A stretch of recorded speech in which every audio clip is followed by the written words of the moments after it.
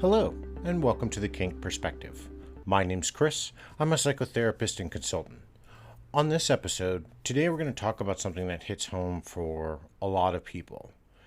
A subject a couple of days ago I wrote about on social media, and something that always comes up time and again, and was then making the rounds on social media about how do we handle it. What am I talking about today? I'm talking about consent violations and the wide gamut that encompasses a consent violation when we crosses over into an event of sexual assault.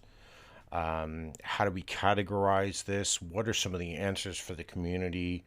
So on and so forth. So when I started looking at consent violations, I really there's no easy way to handle this. There's a fine line between dealing with allegations. There's a fine line when something has happened and how do we handle it, what the magnitude for a violation is. Does it cross the line into something criminal, where we've actually scarred or potentially traumatized somebody, harmed them in some way? And so they're feeling a little bit unsafe in the community. This topic's not an easy topic because it kind of skirts a little bit of these lines between our emotional responses, our safety, how are we defining things? Are we looking at whether or not we're banning them for life for some sort of infraction? Do we, is there some sort of, can the person who's made it or done a consent violation re-enter the community? Is there a forgiveness period, kind of like going to prison? So what's a consent violation first? Well, a consent violation, while we thought this would be just a straightforward subject, truly is not. A consent violation can be anything. If I'm in just a monogamous dynamic and we both have agreed upon to just be with each other, and then one of the members or one of the two people in the relationship goes off and has sex with somebody else and doesn't tell their partner, so not only are they putting them at physical health risk, they violated their consent. Or do we consider their consent violated if they're emotionally cheating on somebody? What about if I'm standing in a room and I'm watching a demonstration across the hall at a dungeon, let's say, which does happen. Dungeons are quite large, or some of the private events where things are held are quite big. What if I'm looking and I'm watching, but then there's somebody kind of a little bit in the way and they think I'm staring at them and they feel uncomfortable? And then they go and complain to who's ever in charge, the event coordinator, the dungeon master, or the dungeon mistress, and say, hey, this person has violated my consent. They're staring at me, which I wrote a post about. Staring is a violation of consent at a nightclub in Sydney, Australia, which it's not a crime, and they were even threatening law enforcement. So how do we define what are we doing about consent violations, and how do we go about as a community feeling better, airing our grievances with somebody broke my trust, they told me that they would never push beyond my limits, they pushed beyond my limits, so it violates our consent, and now I'm deeming this person unsafe. Well, unsafe to one person is not unsafe to another. How do we deal with this as a community? And this isn't an easy subject to grapple, and it's probably not going to be something I could just talk about in this one episode here. So the first thing I really wanted to do was kind of get a look at community responses. So I put something out on social media. For those who don't know or have tried to find me in the past, I'm on FetLife, for example, under the same name of Enhanced Mind. And I put this topic up a couple of days ago, and I also wanted to know what about consent violations between the sexes? Do we hold men to a different standard than we hold women? How do we deal with all of these things? And when we're looking at some of these things, first I have to agree with one comment where they were talking about we have to put politics and stuff aside. We can't just say, oh, well, hey, that conservative over there was looking at me and I just feel unsafe. Well, it's an unfair assessment and we're judging people. Exactly the same thing that people accuse us. Is that a consent violation? Well, it goes back to this matter of like safe spaces they've created in universities. Well, there is no safe space in the world. If you're going to feel uncomfortable because you're out in a crowd and somebody may look in your direction, it doesn't necessarily mean they're looking at you. But does that violate your consent? Well, then the bigger problem is you probably, and this is probably not going to sit well with a lot of people, but I'm going to say this anyways, you probably shouldn't go outside. If you're worried about people staring at you or people looking at you because you've drawn attention to yourself in some sort of fashion, and then you're going to complain that that's violating your consent because they're looking at you, well, in public, the way the law is defined, not your personal feelings, the way the law is defined, staring in your general direction, looking in your general direction, even snapping a photo of you in public isn't against the law. Now, I'm also not talking about when they start doing sexualized things or predatory things, such as, taking an upskirt photo. So, not that I really need to define that. I think we're all adults and we can kind of pick this out. But when we look at consent violations and we look at social media, the problem is with naming their people who we, somebody, and I'm not saying consent violations don't happen. But lynch mobbing or the mob mentality or the cancel culture mentality, instantly we hear something and it becomes blood in the water. The piranha circle, and they just want to devour until there's nothing left. It doesn't even matter what the truth is. So one thing we have to consider is, hey, this is the thing that happened to me. You can do with this information what you want. And if you choose to interact with that person, you've been at least had some valuable information put your way. One other comment that I received on this kind of query I put out there was, how do we know the difference between false and real allegations? Well, do false allegations happen? Absolutely, but they're not of anywhere of the magnitude of the reality of things that happen. Now, what about vindictive people? I just want to get somebody in trouble with the community. Do those happen? Well, sure, there's bad people around all in the world. What do we do if we've reported? One of the posts that kind of stirred this mindset up for me was there was a post on one of the social media websites. Actually, it had made the rounds. It was a similar post that was on fetish.com, and then another post was on FetLife. And the posts were talking about how the community and especially event organizers need to band together, and they all need to talk and then ban these people outright. So basically, we're just saying because something is alleged to happen, and we do unfortunately have to say it that way. We just can't. It's why we live in a society that's judged by rules and laws, that no one is just guilty. Now, I'm not saying if something didn't happen. Now, when you're an event advisor or a coordinator or you run a dungeon, you're in business. Your business is putting people through the door. If your policy is, well, this didn't happen at my event, which was something that happened to one person, and they kind of said, this didn't happen at my event. We'll keep an eye on the person, but, how do we trust your word? And that really is what it comes down to. We are in it's us versus them type of mentality, and what we're talking about, and we're saying something happened. We're saying something happened to us that has hurt us in some way emotionally or has betrayed our trust, and we want to let others know. But then we have to, are we talking about tribunals? There used to be a thing a long time ago when I kind of first got into the scene. They don't really exist anymore. I know in smaller private groups, I would say 20 or less, I'm part of a collective of sadists, and we're all tight. We've known each other for, I think, no, the person we've known the least has been in our group for 10 years. It's a long time to establish a rapport with somebody. We know when things are out of whack. So as our group has grown, and and I'm going to use my group for example, if something was to happen, we would kind of vary the weight of it. And because quite a few of the people I know, they're very prominent in the community, so their word is kind of carried with a pretty good bond. And that's really what we're talking about within the BDSM community.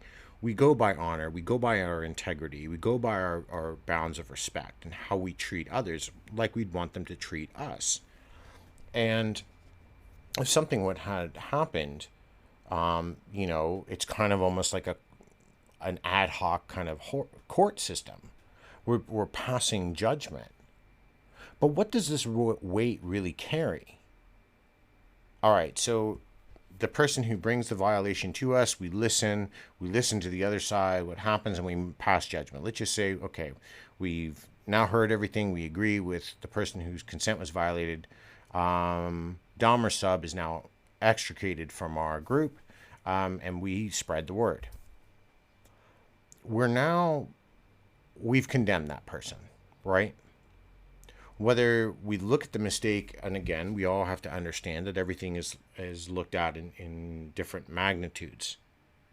Criminal charges carry different magnitudes, but this isn't criminal. This isn't a violation of the law. This is just a violation of our personal integrity, our respect, our trust bonds that we create with people.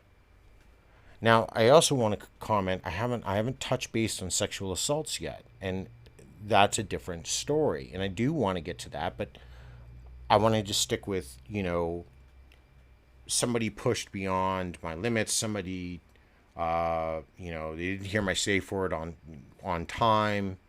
And those things matter. Those are the things that we've negotiated. I said I want the play session to go only an hour, and they pushed it to an hour and a half. All of those things it becomes a slippery, very, very slippery slope, because consent for each person, consent for each party or group that's involved in it is subjective. And the problem with something being subjective, there's no consistency. So how do we put together a unified front? There is no Dom council in the world that we can go to that's going to settle it, let alone who the hell would be on that type of thing. I really don't know. Private groups is a different story, which is why BDSM was held for such a long time underground, because you got to know those people. You got to talk to somebody that, if you were starting out submissive and you were looking for training, you were looking to learn about the lifestyle, you go to these events or go to these parties, and maybe they take you under their wing and they train you, and then you go, you know what, I'm ready. I've been learning how to be a good submissive. I've been learning about impact play and position training. I'd like to find a dominant. And so they're helping you vet people that they know are safe. And from there, if something happened, the word spread rather quickly, and it kind of got around. As the community has grown to this global magnitude that it is, whatever, I'll be generous and say out of 8 billion people on the planet, there's probably 20 million active players. I don't know how close I am to the mark on that, but it's a fairly good number. It's a very small percentage of the population if you look at by country and where people play. And I'm inside of that, I'm actually talking about real lifestylers, by the way. I'm not talking about people who are half-assing kink. And when I say that, I'm talking about people who really embrace what BDSM means. I'm not talking about the Tinder trash that comes in offline and they slap a moniker on themselves, whether it's submissive or it's dominant, and say I'm lifestyle, because it's not. Lifestyle is literally what it means. I'm digressing a little bit. We have to understand. We have to look at all of these things, and we have to come together and start figuring out, beyond the rules, where do we draw the lines, and then how do we handle it when something happens. If I was to violate some sort of tenement to my slave, and she went to our dungeon and, because she needed someone to speak to, then what's the recourse? I mean, what's going to happen? So my worst case scenario is great. Someone's going to spread what I've done without hearing my side or without understanding, because we're also caught up in a mentality where we have to just believe these things happened. And that's another slippery slope. I'm only talking about these things because they are important. We have to realize there is more than one version of the truth. When I work with my clients on a therapeutic basis, and it depends how many clients, but we'll just say when I'm working with two people, you've often heard the phrase, there's three versions of the truth. When you're working with at least two people, that's not quite true. There's actually four versions of the truth. There's their perspective, their version of the truth. There's my version of the truth. There's actually what happened. And finally, there's their combined version of the truth, which again is still going to be altered from what one person believes and the second person believes and what actually happened. And so how do we listen? Do we just, you know, we know of a sub that's just hopping around dominant to dominant, spreading rumors, but all the while she's trying to take money from people? Well, how do we handle that? Do we just ban the submissive outright and spread the word about the person and then that's it? What about justification or proof? Because now we're talking about a criminal act, which would be theft. So at what point do we also cross the elements? And I haven't gotten to sexual assault yet. When do we cross the elements where we need to incorporate law enforcement? And I know the nature for a lot of people on their beliefs of how they look at or how they view law enforcement. And that I had a discussion today with a client, and we were talking predominantly about the outward view and beliefs that a lot of people hold about law enforcement. And it pains me as someone who's worked in law enforcement for a long period of time. But the reality is that us as a community, when we come online and we say my consent was violated, I want to tell you who this person is, but I can't. So if you just send me a message, I'll give you their name. We have to also keep in mind that we are only hearing one version. I'm not saying that the version isn't true. I work with sexual assault survivors. I work with trauma victims. So I understand we have to listen and listen and help them work their process. And it's a very slippery slope. I've seen events that will specifically state there's no politics here, meaning there's no scene politics. We don't care what you're involved into.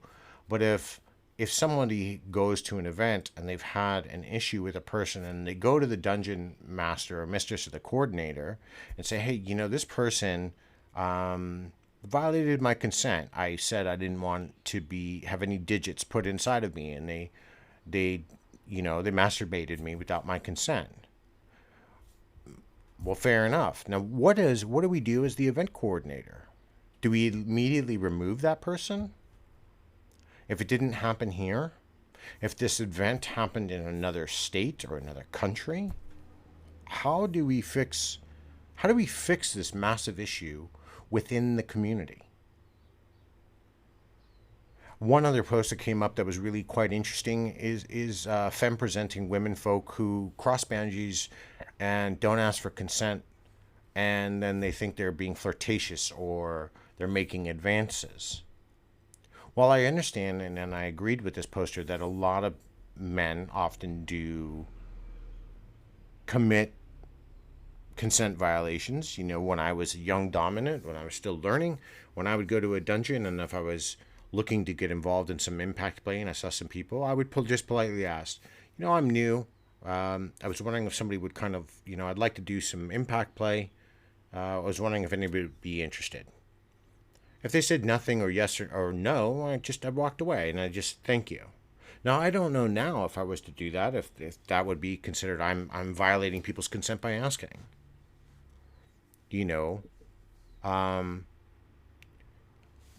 One person or one thing that a lot of people think that where BDSM protects us from the world is because we can consent to the actions we're doing. And let's be very clear on something. I have yet to really see any laws in any country that protect us in the community and keep us safe just because we've consented to, for example, impact play or sadomasochistic play or electrotorture. None of these things, even though we're consenting to be abused, and let's just be realistic for a moment, we're consenting to these things. The legal system, the laws of society don't agree. And I've had to very clearly state that we can't consent to abuse in the eyes of the law. And it is problematic. This is the reason why this discussion is so important when we're talking about consent, when we're talking about violations, when we're talking about someone taking our trust away and removing it, is because then we are in a way violated. We don't, we now lose the ability moving forward to, if we were quite trusting, now our trust, we're going to be a lot more guarded. Our walls are going to be up. We could potentially lose out on some really great partners because it's through no fault of their own. Somebody else came in line before them and screwed everything up. So we have to now, or at least I want to, not that we, but I want to discuss like what then do we do when the allegations get into the realm of sexual assault. So now we're going to talk about sexual assault or harder things even, such as rape. And I'm not talking CNC. I am talking where straight up sexual assault happens. The number one thing I think is problematic with this, and I really hate to say it that way, is at this point, if a sexual assault happens, and I realize for victims how traumatic it is, the shame that they feel, and I work through all of these things, is that one of our first responses is we want to go online and talk about it. Okay, I get that. My next question, though, I tend to follow up with is you're making a criminal allegation about somebody. So that carries slander if you're speaking about it, or liable if you're writing about it, about somebody else. I would often think, from a lot of people that are going out and doing this, we have to get, this is the point the law has been broken, a criminal act has happened. And yes, I realize how difficult it is. I work with victims, how difficult it is to sit through and go through the process again, because it is re-traumatizing. But if we want to get a predator off the street, if we want to get a rapist off the street and out of our community, we can't just say, oh, okay, well, this person did it. Because we have to ask the very uncomfortable questions. It's why law enforcement is trained to ask very uncomfortable questions, not because they're trying to make you relive it. It's so we can get as much detail as possible, so we can go ahead and remove this person, not just from this community, but from society itself, because they're choosing to act outside of society. How do we deal with when we just hear a story and remain neutral when we hear it? That if we don't pick a side right away, we're part of the problem, which is often gets thrown out there. So we get into this line of things being a lynch mob and going out there and we just want to crucify somebody. I'm not saying those people don't deserve it. They do. I have zero love in my life for anybody who's committed the act of rape or any other serious sexual assault or anything with children. They don't. For me, they're not a part of society. But, I don't live in that world. I don't live in utopia. But we also have to, where's the terminology that lies in all of these things? Somebody brought this up, and that was a really valid point. The improper terminology, just because we feel something. And this is kind of what I talked about when I was saying earlier, I was looking at you across the room. Where we don't want to cheapen what a consent violation means. If somebody waved at you and you just didn't feel like being waved at that day, they're not violating your consent. And when you're in the public realm, unless they're toting a gun at you or jerking off or masturbating in front of you, unless it's something direct, they're not really violating your consent. Sorry to bring that to a lot of people's attention, and I'm sure there's going to be a lot of people who go, I definitely I don't agree, but that's just the reality. There have been people that have been said, oh well, so and so violated my consent, and they're known to violate consent, as somebody here brought up, because they were, you know, blowing a kiss across the room. There's nothing involved in that. Is it creepy behavior? Is it weird behavior? Sure. But what if you have to stop and think that, what if that person is neurodivergent and they don't really understand about knowing better, but we're trying to open up the community to everybody, and they don't understand that that's improper. They don't mean anything by it. They're not trying to sexually assault you. They don't want to French kiss you. Or they're just standing there against the wall, staring at you and smiling. And they don't understand how that makes you feel, because they don't know that you, somewhere in your life, have been traumatized by something like that. And then we come home and we hop online and we talk about these massive consents, and then we want to name and shame them. We don't know anything about these people. There is no simple answer when we're looking at these things, and when we're looking at the violations of our trust, when we're hurt, we're experiencing all of these emotions. We usually go into scared or fear. We're looking at then cowering, possibly the feelings of flight. Later on, as we move forward, we get angry. But a lot of these times, the one thing that is missing when all these things is missing is that we're not being rational. And I'm not saying you're acting irrationally, but we're not thinking completely rationally. We're acting based on emotion instead of understanding the full situation. And when we do that, we are also expanding, we're taking out how we're feeling on other people. But I don't know what the answer here is. I mean, are we just going to get to the point where we're banning everybody? What if, if we just, it just takes a word, and we walked in and there's somebody I really don't like because, he's a really good looking dominant and he's got all these hot submissives, and I just make up a story to get rid of him because I'm jealous. And he's gone. He's instantly banned. It kind of reminds me, I mean, it's not the similar lines, but it kind of would remind me of what happened in the Philippines when the president of the country was like, we'll report anybody that's doing drugs. And they were like just killing drug dealers. And neighbors were reporting them because he's had a feud with them. And then, they got killed or taken away. There wasn't a real court tribunal. They were just taken away because it was reported. Where's the due process? Something else I brought up and I wanted people to think about is, do we deal and give the same weight to a consent violation that we do from a dominant?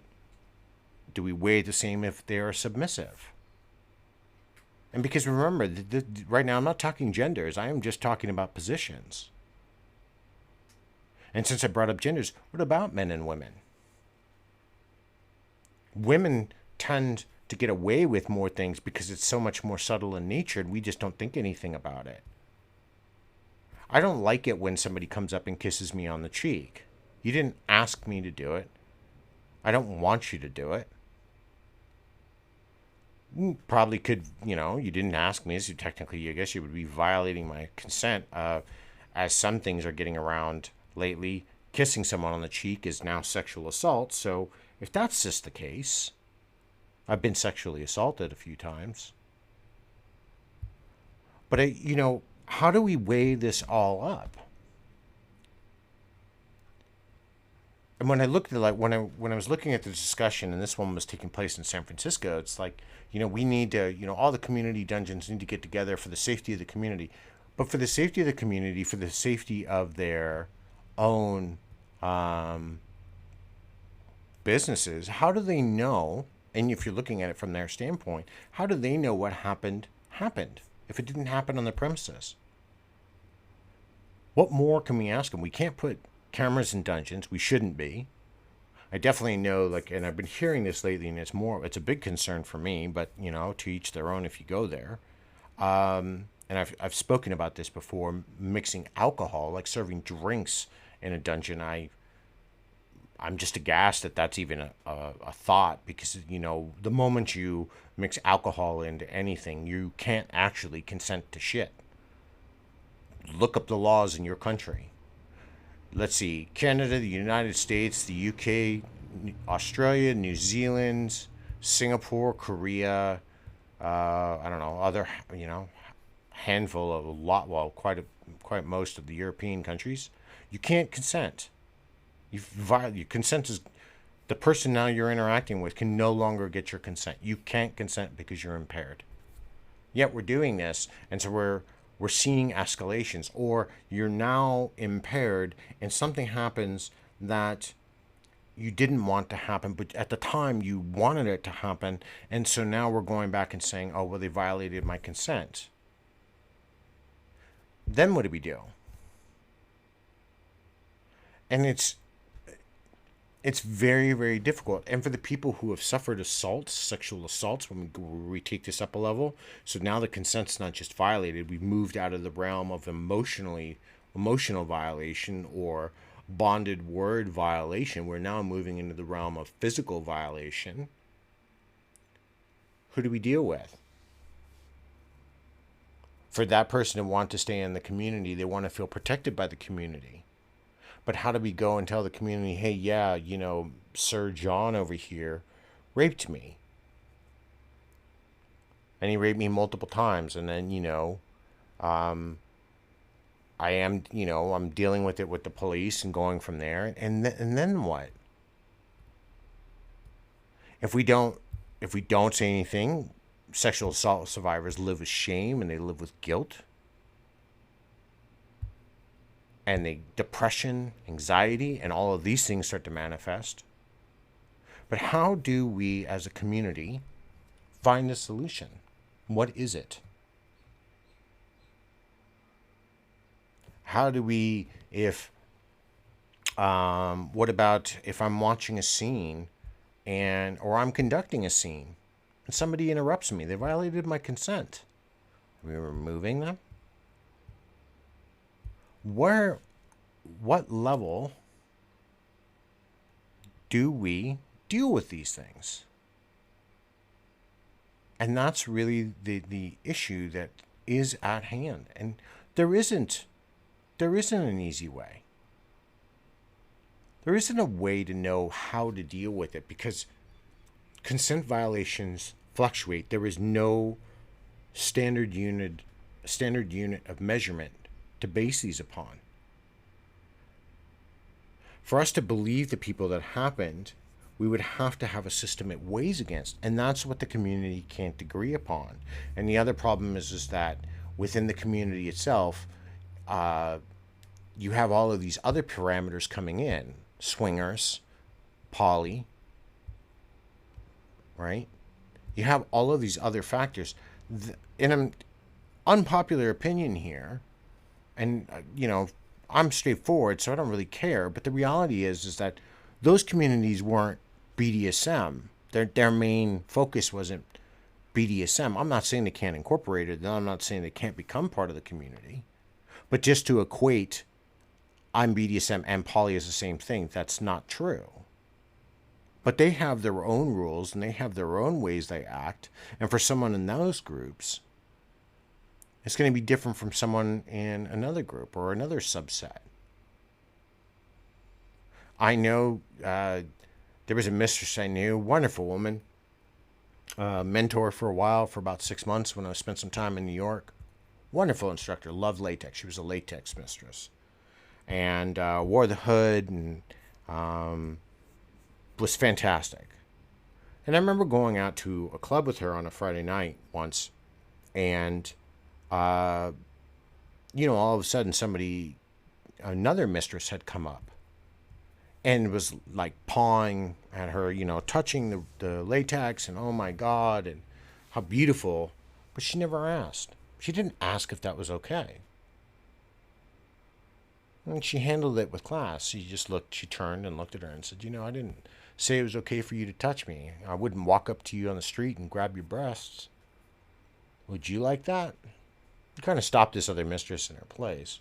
And the mistress apologized and then, offered to clean it because she'd left her fingerprints on there and the oil residue on latex or whatever the case may be. I'm not a latex person.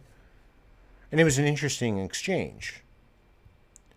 And she later talked about it during her demonstration. Just because somebody's there, we shouldn't be, crossing certain boundaries. But where do those boundaries lie? And because consent violations, because it's something that starts in the intangible, it starts in the intellectual realm, how do we draw that line that suits everybody? And that's the problem that we're really looking at, because consent violations are subjective. There's nothing objective about them because they're going to be different for each person. And that's the problem as a community we face. And it's something I really do want to think about. It's something that we should be considering moving forward. And keeping the dialogue open and keep talking about it, keep evolving it. Not necessarily building a list, but then working with the people that have experienced these things and understanding their stories and listening to their stories so we can kind of start to see, hey, what they felt as a violation, is that the same for me? Would it have taken less for me? Would it have taken more? And ask these important questions. This is a hard subject to kind of cross, and I don't want to make light of it. And I feel like I'm not doing this full justice. There's so much more to this story. I really didn't even get a chance, and I don't want to do a deep dive into sexual assault because that's not what this podcast is about. But I just really want, for those of you who are going to think about this, and those of you who are going to listen to this, I want you to think about that emotional impact to you. So moving forward, thinking about these things, what do we do if something happens to us or something's alleged against us? How do we handle it? Who do we talk to? How do we make amends? How do we come back?